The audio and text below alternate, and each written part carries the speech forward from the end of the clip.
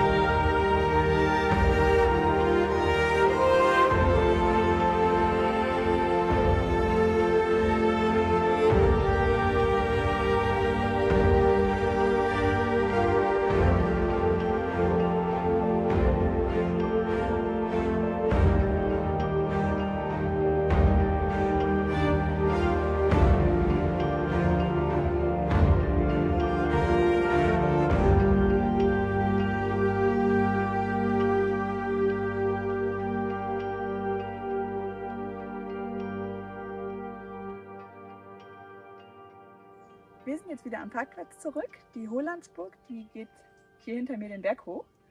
Und natürlich haben wir ausgerechnet heute Pech gehabt, weil sie montags im Oktober bereits geschlossen hat. Wenn ihr euch die anschauen wollt, dann könnt ihr das entweder am Anfang oder am Ende von der Wanderung machen. Und ansonsten hoffe ich, das Video hat euch gefallen und wir sehen uns beim nächsten Mal.